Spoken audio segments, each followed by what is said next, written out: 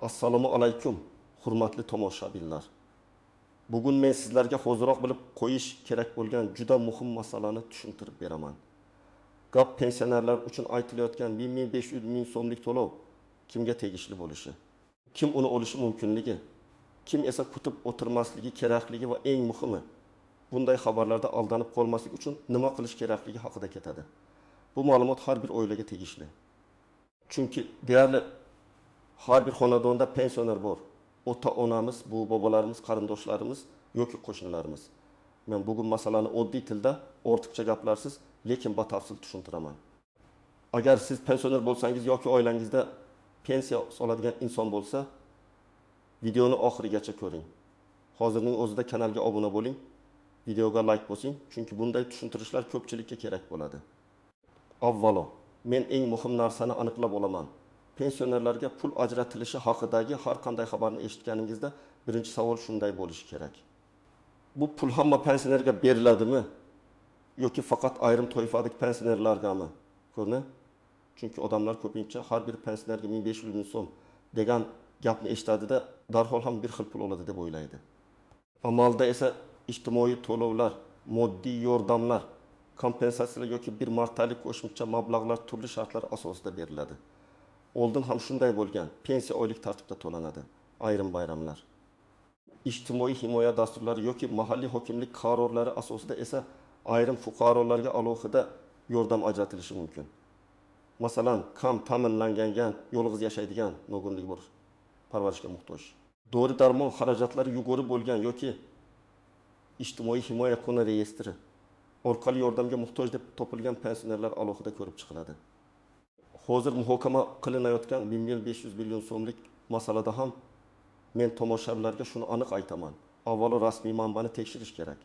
Agar bu to'lov davlat qarori, mahalliy hokimlik dasturi, ijtimoiy himoya organlari yoki pensiya jamg'armasi orqali e'lon qilingan bo'lsa, unda uning tartibi, muddati, kimlarga berilishi va qanday hujjatlar kerakligi albatta ko'rsatiladi. Agar xabar faqat Telegramdagi noma'lum kanalda, tezda ro'yxatdan o'ting. Kartangiz raqamini yuboring, kod kelsa ayting degan ko'rinishda tarqalayotgan bo'lsa, bu juda katta xavf belgisi. Odamlarning chalkashib qolishiga sabab shuki, 1.500 ming so'm degan raqam katta eshitiladi. Pensiya oladigan inson uchun bu dori-darmon, kommunal to'lov, oziq-ovqat, qarz yoki nabiralarga yordam degani. Shuning uchun firibgarlar ham aynan shunday mavzulardan foydalanadi. Men ekspert sifatida sizlarga aytaman. Pul haqidagi xabarni ko'rganingizda birinchi navbatda hayajonni emas, tekshiruvni ishga soling. Asosiy qism B. Kim bilishi kerak, kim xavotir olishi kerak, kim esa shoshilmasligi kerak. Endi eng muhim savolga o'tamiz. Kimlar bunday to'lov masalasida albatta qiziqishi kerak? Birinchi navbatda yolg'iz yashaydigan pensionerlar. Masalan, 72 yoshli ona bir o'zi yashaydi. Pensiyasi 900 ming yoki 1 million 100 ming so'm atrofida. Farzandlari boshqa viloyatda yoki doimiy yordam bera olmaydi. Bunday holatda mahalla ijtimoiy himoya bo'limi yoki hokimlik huzuridagi mas'ul tashkilotlar orqali qo'shimcha yordam olish imkoniyati bo'lishi mumkin. Lekin bu avtomatik tarzda hamma uchun tushadi degani emas. Ikkinchi toifa, nogironligi bor pensionerlar. Masalan, inson pensiya yoshida va bir vaqtning o'zida nogironlik guruhi ham bor. Uning dori-darmonga oyiga 400 ming so'm, yo'l xarajatlariga 100 ming so'm, kommunal to'lovlarga yana 2000 ming so'm ketishi mumkin. Agar pensiyasi 1 million 200 ming so'm bo'lsa, real hayotda qo'lida juda kam mablag' qoladi. Shunday insonlar uchun moddiy yordam dasturlari ko'proq ahamiyatli. Lekin ular ham eshitdim, berishyapti ekan deb kutib o'tirmasligi kerak. Balki o'z holatini rasmiy tarzda bildirishlari kerak. Uchinchi toifa kam ta'minlangan oilada yashayotgan pensionerlar. Masalan, bir xonadonda bitta pensioner, ishsiz o'g'il, kelin va 2 nafar nabira yashaydi. Uyga kiradigan asosiy daromad faqat pensiya bo'lsa, oilaning jon boshiga daromadi juda past bo'lishi mumkin. Bunday holatda pensionerning o'zi emas, butun oilaning ijtimoiy ahvoli hisobga olinadi. Mahalla oilada yoshlar bor, ishlasin deb yuzaki qarashi mumkin. Lekin real vaziyatda kasallik, nogironlik, bolalar parvarishi yoki ish topish imkoni bo'lmasa, bu albatta tushuntirilishi kerak. To'rtinchi toifa yaqinda pensiyaga chiqqan, lekin ma'lumotlari tizimda to'liq aks etmagan fuqarolar. Ba'zan inson pensiyaga chiqadi. Lekin bank kartasi, yashash manzili, telefon raqami yoki shaxsiy ma'lumotlarda yangilanishlar kerak bo'ladi. Agar to'lov rasmiy tartibda avtomatik beriladigan bo'lsa, ma'lumotlar to'g'ri bo'lishi juda muhim. Aks holda odam menga tushmadi deb yuradi. Sabab esa oddiy. Bank kartasi faol emas, manzil eski pasport ma'lumotlari yangilanmagan yoki pensiya ishi boshqa tumanda turibdi. Endi kimlar shoshilmasligi kerak? Agar pensionerning pensiyasi muntazam tushayotgan bo'lsa, hech qanday qo'shimcha toifa yoki muhtojlik holati bo'lmasa, rasmiy e'lonni ko'rmasdan hech qayerga karta ma'lumotini bermasligi kerak. 1.500.000 so'm olish uchun ushbu havolaga kiring degan xabarlar xavfli. Davlat organlari odatda sizdan bank kartangizning amal qilish muddati, SMS kod, PIN kod yoki kartaning orqa tarafidagi maxfiy kodni so'ramaydi. Bularni so'rayotgan odam yordam bermoqchi emas, pulingizni yechib olmoqchi. Birinchi misol, Bobur aka 68 yoshda, pensiyasi 20.400.000 so'm. U oilasi bilan yashaydi, farzandlari ishlaydi. Telegramda har bir pensionerga 1.500.000 so'm beriladi degan xabarni ko'rib havolaga kiradi. Undan telefon raqami, karta raqami va SMS kod so'raladi. Bobur aka kodni aytsa, kartasidagi pensiya ham, yig'ib qo'ygan puli ham yechib olinishi mumkin. Bu yerda asosiy xato rasmiy manbani tekshirmasdan maxfiy ma'lumot kiritish. Ikkinchi misol, Mahfuza opa 75 yoshda yolg'iz yashaydi. Pensiyasi 20 million so'm. U har oy dori uchun 3.500.000 so'm, elektr va gaz uchun 200.000 so'm, oziq-ovqat uchun qolgan pulni sarflaydi. Mahallaga borib, o'z holatini yozma ravishda bildiradi. Shifokor ma'lumotnomasi va xarajatlarni ko'rsatadi. Bunday holatda uning arizasi ko'rib chiqilishi, moddiy yordam, oziq-ovqat mahsulotlari yoki boshqa ijtimoiy ko'mak masalasi o'rganilishi mumkin. Bu to'g'ri yo'l, chunki u og'zaki gapga emas, rasmiy murojaatga tayanyapti. Uchinchi misol, erkin ota pensiya oladi, lekin kartasi o'g'lining qo'lida. Har oy pul tushganda o'g'li yechib oladi. Otaning o'zi qancha tushganini ham bilmaydi. Agar qo'shimcha to'lov bo'lsa ham, pensioner bundan bexabar qolishi mumkin. Men bunday holatda pensionerlarga aytaman: o'z pensiyangiz bo'yicha SMS xabarni o'zingizning telefoningizga ulang, bankdan ko'chirma oling. Pensiya miqdorini va tushumlarni nazorat qiling. Bu nafaqat 1.500.000 so'm masalasida, balki har oygi pensiyada ham muhim. Endi eng ko'p uchraydigan nozik jihatlari to'xtalaman. Birinchi nozik jihat. Har bir pensioner degan ibora ba'zan noto'g'ri talqin qilinadi. Rasmiy qarorda pensionerlar deyilgan bo'lishi mumkin, lekin keyingi bandlarda aniq toifalar yoziladi. Masalan, yolg'iz keksalar, ijtimoiy himoyaga muhtoj fuqarolar, daftar ro'yxatidagi oilalar, nogironligi bo'lgan shaxslar, kam ta'minlangan xonadonlar kabi shartlar bo'lishi mumkin. Shuning uchun faqat sarlavhani o'qib xulosa qilish katta xato. Ikkinchi nozik jihat, to'lov respublika bo'yicha umumiy bo'lishi yoki faqat ayrim hududlarda bo'lishi mumkin. Masalan, bir viloyatda hokimlik mahalliy byudjetdan ayrim pensionerlarga yordam ajratishi mumkin. Buni boshqa viloyatdagi odam ko'rib, nega menga berilmayapti deb o'ylaydi. Aslida dastur mahalliy bo'lishi mumkin. Shuning uchun siz aynan o'zingiz yashayotgan tuman yoki shahar bo'yicha ma'lumot oling.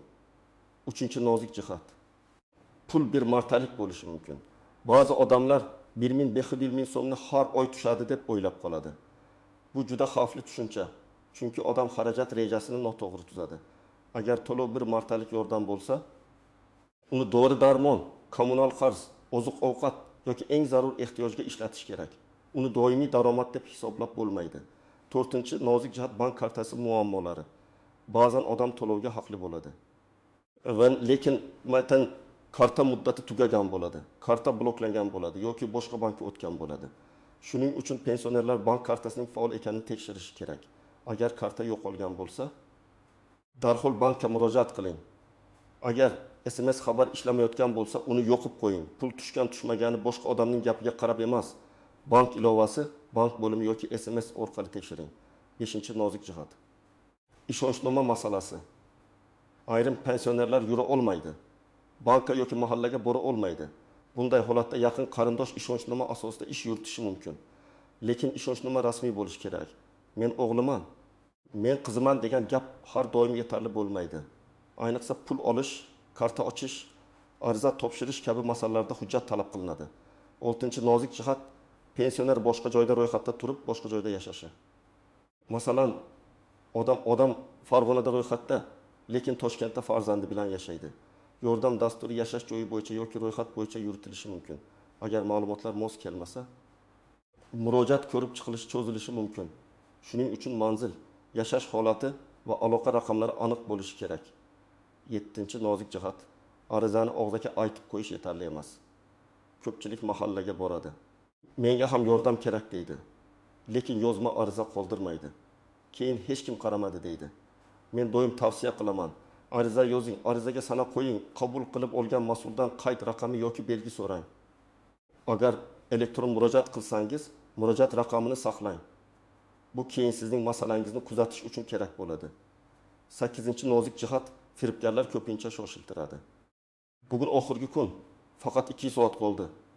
Hozir kodni aytmasangiz pul kuyadi degan gaplar odatda aldov usuli.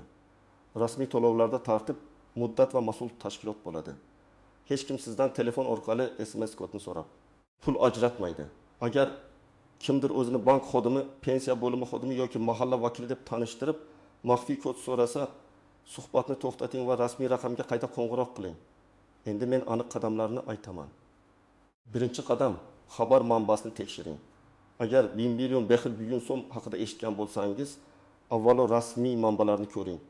Pensiya jamg'armasi, ijtimoiy himoya milliy agentligi, hokimlik, mahalla yoki davlat xizmatlari orqali berilgan e'lon bormi? Agar rasmiy e'lon bo'lmasa, noma'lum kanallardagi havolalariga ishonmang. Ikkinchi qadam, o'zingizning holatingizni aniqlang. Siz oddiy yoshga doir pensiya olasizmi? Nogironlik pensiyasi olasizmi? O'quvchisini yo'qotganlik pensiyasi bormi?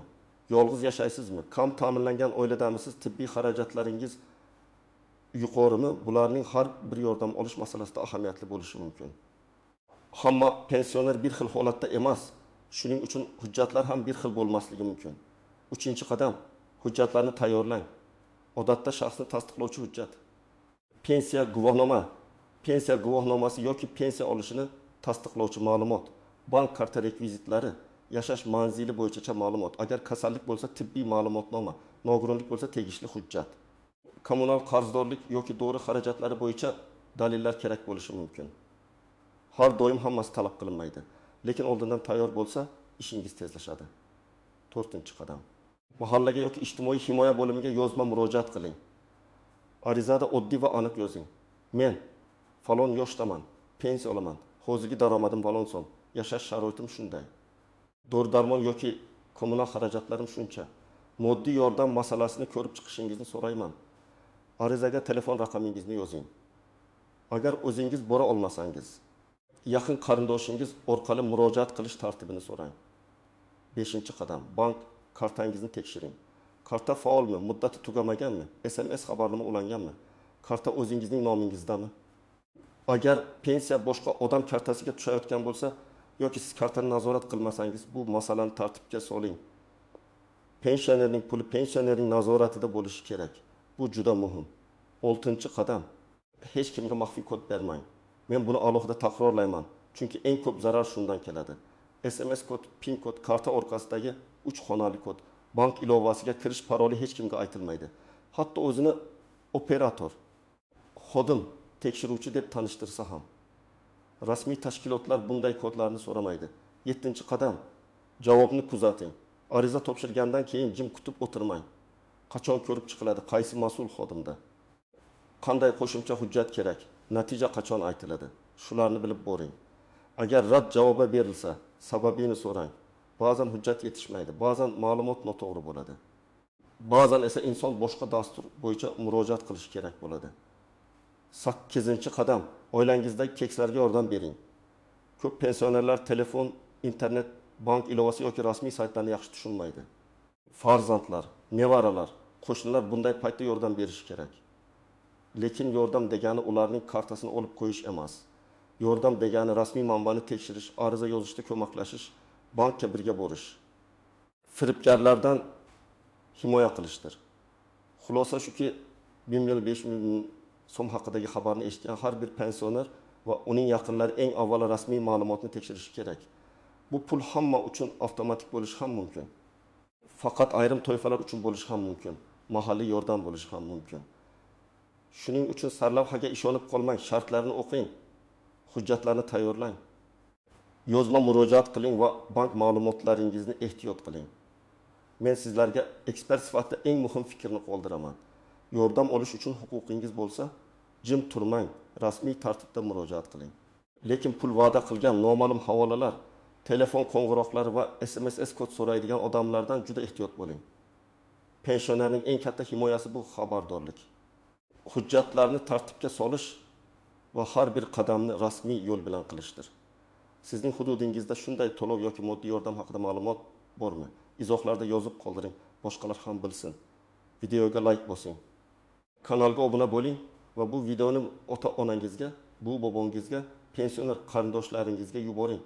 Chunki bitta to'g'ri ma'lumot kimdir yordam olishiga, yana kimnidir firibgarlardan saqlab qolishiga sabab bo'lishi mumkin.